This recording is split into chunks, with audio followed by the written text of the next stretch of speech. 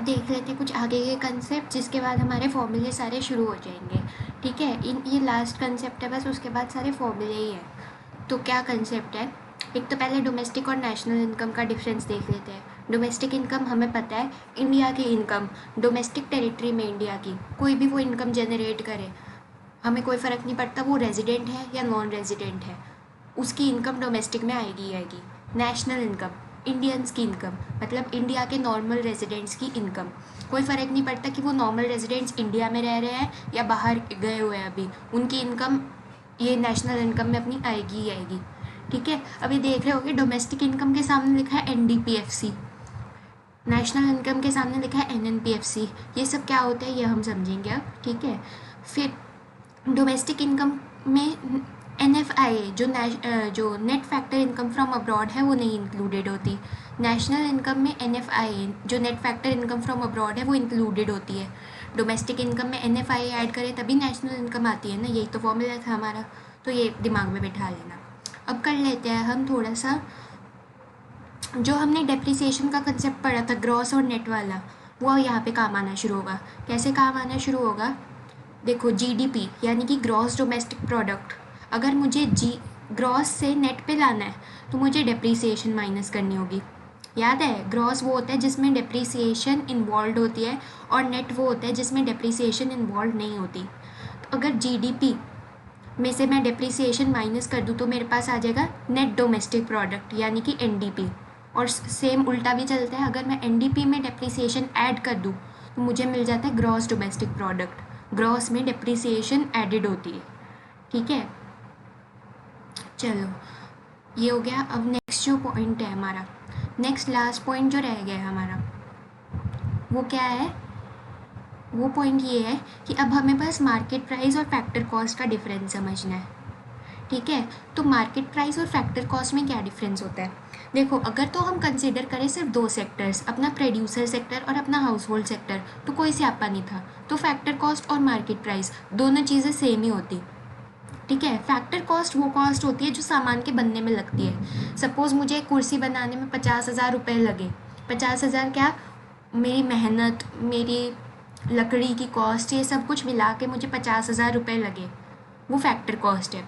अब अगर सरकार ना होती तो फैक्टर कॉस्ट और मार्केट प्राइस सेम होता, लेकिन सरकार आ जाती है, गवर्नमेंट सेक्टर जैसे ही कंसिडर करने लगते हैं तो फैक्टर कॉस्ट और मार्केट प्राइस अलग अलग हो जाता है। क्यों, क्योंकि सरकार सामान पर टैक्सेस भी लगाती है, सब्सिडीज़ भी देती है, इसके कारण यहाँ पर पड़ जाता है स्यापा। स्यापा क्या है, सिंपल सा स्यापा है।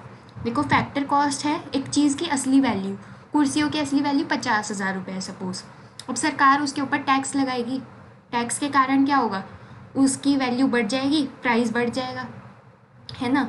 तो प्राइस बढ़ने से क्या हो गया, उसका जो मार्केट प्राइस है, जिस प्राइस पे वो बिकेगी, मार्केट प्राइस है जिस प्राइस पे हमें चीज़ मिलती है, फैक्टर कॉस्ट है उसकी एक्चुअल वैल्यू। ठीक है, वही जैसे हम मैकडॉनल्ड से बर्गर खरीदने जाते हैं, होता वो 20 रुपये का है, वो टैक्स वैक्स लगा के हमें 40 का पकड़ा देते हैं। ठीक है, तो 20 रुपये उसकी फैक्टर कॉस्ट होती है जो हमें मेन्यू में दिखाते हैं, और जो एक्स्ट्रा टैक्सेस वैक्सेस लगाते हैं उसके बाद जो हमें मिलता है वो मार्केट प्राइस है। तो सिंपल सी चीज़ क्या करते हैं हम, मार्केट प्राइस और फैक्टर कॉस्ट को एक दूसरे में कन्वर्ट करने के लिए एक सिंपल सा फॉर्मूला है हमारा जो होता है नेट इनडायरेक्ट टैक्सेस।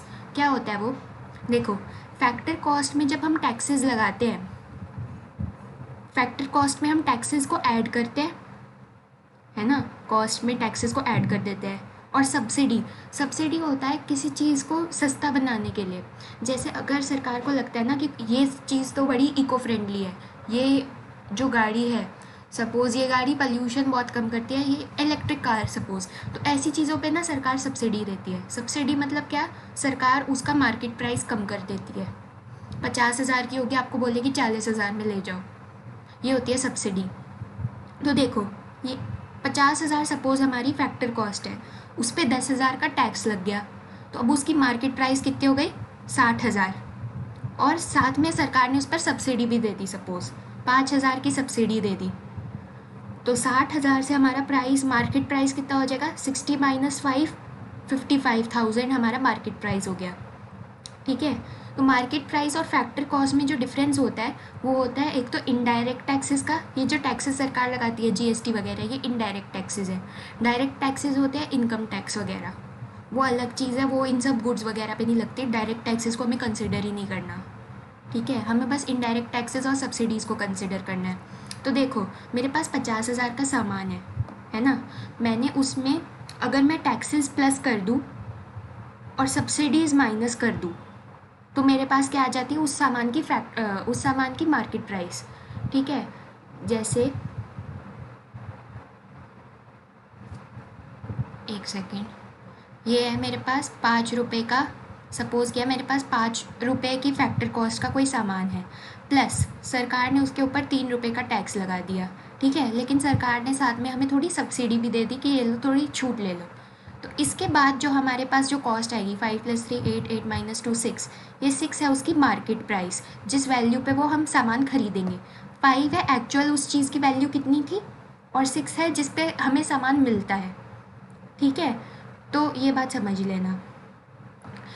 तो ये सिंपल सा फॉर्मूला है। हम क्या करते हैं, हम फैक्टर कॉस्ट लें, उसमें अगर टैक्सेस ऐड करें और सब्सिडीज़ माइनस करें तो हमारे पास क्या आ जाता है, इससे हमारे पास आ जाता है, क्या कहते हैं उसको, मार्केट प्राइस आ जाता है, ठीक है। और इसी से ही हमारे एक नए फॉर्मूले का जन्म होता है, उस फॉर्मूले को हम कहते हैं नेट इनडायरेक्ट टैक्सेस। वो अब आगे समझेंगे।